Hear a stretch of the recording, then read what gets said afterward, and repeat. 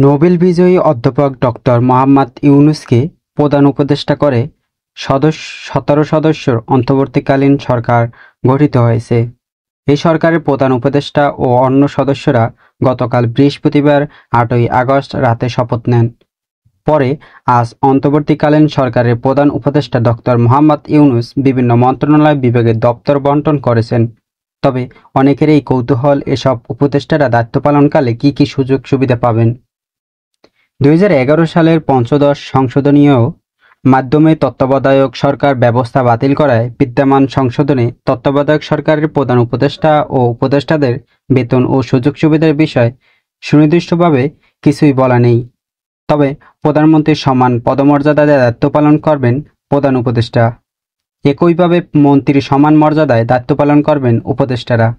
সেই হিসেবে অনুযায়ী প্রধানমন্ত্রীর পাওয়া সব সুযোগ সুবিধাই পাবেন প্রধান উপদেষ্টা এবং মন্ত্রীদের পাওয়া সব সুযোগ সুবিধা পাবেন উপদেষ্টারা। তবে দায়িত্ব পালন শেষ করে তারা যখন সরকার ছেড়ে চলে যাবেন, তখন তারা সবাই সাধারণ নাগরিক হিসেবে বিবেচিত হবেন। এক্ষেত্রে একমাত্র প্রধান উপদেষ্টা দায়িত্ব ছাড়ার পরে সরকারি ব্যবস্থাপনায় 2 বছর আবাসিক সুবিধা পাবেন। বঙ্গভবন সূত্রে এসব তথ্য জানা গেছে। 2016 অনুযায়ী বাংলাদেশের প্রধানমন্ত্রীর বেতন মাসে 1,15,000 টাকা। এছাড়া তিনি মাসিক ভাড়া পান 1 লাখ টাকা, দৈনিক ভাতা পান 3,000 টাকা। বর্তমান প্রধান উপদেষ্টাও একই সুবিধা পাবেন। প্রধানমন্ত্রী মাসিক বেতন ছাড়াও যাতায়াত খরচ, বাড়ির ভাড়া, ডেইলি অ্যালাউন্স, ইন্স্যুরেন্স সুবিধা, কূটনৈতিক পাসপোর্ট, নিজের দপ্তরের এবং অন্য টেলিফোন ব্যয়, চিকিৎসা সেবাসহ আরও অনেক সুবিধা পেয়ে থাকেন সরকার প্রধান, তার পুরোটাই দেয়া রাষ্ট্র। নতুন সরকারের প্রধান উপদেষ্টার জন্য এসব খরচ পুরোটাই দেবে রাষ্ট্র। বাংলাদেশের প্রধানমন্ত্রীরা সাধারণত নির্বাচিত হওয়ার পর একটা সরকারি বাসভবন পান। এর সাজানো থেকে শুরু করে রক্ষণাবেক্ষণে যাবতীয় খরচ বহন করবে সরকার। কেউ চাইলে নিজের বাড়িতে অথবা অন্য কোথাও বাড়ি ভাড়া নিয়েও থাকতে পারবেন। সেক্ষেত্রে সেই বাড়িও সরকারি টাকায় অত্যাধুনিক বিলাসবহুল করে সাজিয়ে দেওয়া হবে। বাড়ি ভাড়া হিসেবে প্রতি মাসে 1 লাখ টাকা পান প্রধানমন্ত্রী। তার বাড়ি নিরাপত্তায় থাকেন স্পেশাল ফোর্সের সদস্যরা। বর্তমান উপদেষ্টাও একই সুবিধা পাবেন বলে জানিয়েছে বঙ্গভবন সূত্র।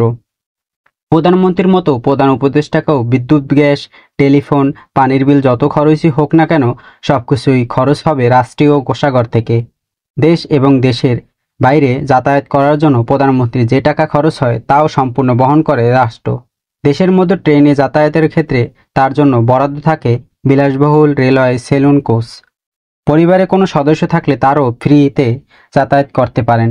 এছাড়াও বিমানে ভ্রমণে যে খরচ হয় তাও বহন করে রাষ্ট্র।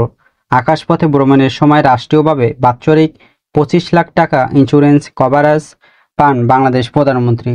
এছাড়াও প্রতিদিন 3,000 টাকা পান তিনি। প্রধান উপদেষ্টাও একই সুবিধা পাবেন। একইভাবে মন্ত্রিসভার একজন পূর্ণমন্ত্রীর সমান বেতন ভাতা, আনুষঙ্গিক সুযোগ সুবিধা পাবেন তত্ত্বাবধায়ক সরকারের একজন উপদেষ্টা। 2016 অনুযায়ী একজন মন্ত্রী বেতন পান মাসিক 1,05,000 টাকা। মন্ত্রী, প্রতিমন্ত্রী, উপমন্ত্রী কাউকেই তাদের বেতনের জন্য কোনো কর পরিশোধ করতে হয় না। সেক্ষেত্রে একজন উপদেষ্টাকেও রাষ্ট্র একই সুবিধা দেবে। উপদেষ্টারা সরকারি খরচে রেল ভ্রমণ, বিদেশ ভ্রমণের খরচ পাবেন।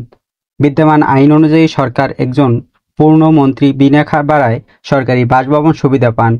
তার বাসার গ্যাস, বিদ্যুৎ, পানি, টেলিফোন সহ ভবনটির যাবতীয় রক্ষণাবেক্ষণ সরকার বহন করে। সরকারি বাসায় সর্বোচ্চ 5 লাখ টাকা মূল্যের আসবাবপত্র সরকারি বাসায় না থাকলে বাড়ি ভাড়া বাবদ 80,000 টাকা, সেই সঙ্গে বাড়ি ব্যবস্থাপনা খরচ, সব ধরনের সেবা খাতের বিল, বিমান ভ্রমণের জন্য বিমা সুবিধা 8 লাখ টাকা পেয়ে থাকেন একজন মন্ত্রী। এছাড়াও মন্ত্রীরা সার্বক্ষণিক নিরাপত্তা প্রহরী পান। বাসস্থান থেকে অফিস বা অফিস থেকে বাসস্থানে যাতায়াতের জন্য খরচ পান। নিজের এবং পরিবারের সদস্যদের ভ্রমণ খরচও পান তারা। এছাড়া অন্তত 2 জন গৃহকর্মীর ভ্রমণের খরচ পান একজন মন্ত্রী। এসব সুবিধাই নতুন সরকারের উপদেষ্টারাও পাবেন বলে ধারণা করা হচ্ছে। একজন মন্ত্রী উপসচিব পদমর্যাদার একজন একান্ত সচিব, সহকারী সচিব পদমর্যাদার একজন সহকারী একান্ত সচিব এবং ক্যাডারের বাইরে থেকে আরেকজন সহকারী একান্ত সচিব জাতীয় বেতন স্কেলে 10ম গ্রেডের 2 জন কর্মকর্তা পান। আরও পান একজন জমাদার ও একজন আর্দালি, 2 জন এমএলএসএস এবং একজন পাচক বা পেয়ন এসব সুবিধা দেওয়া হয় উপদেষ্টাদের।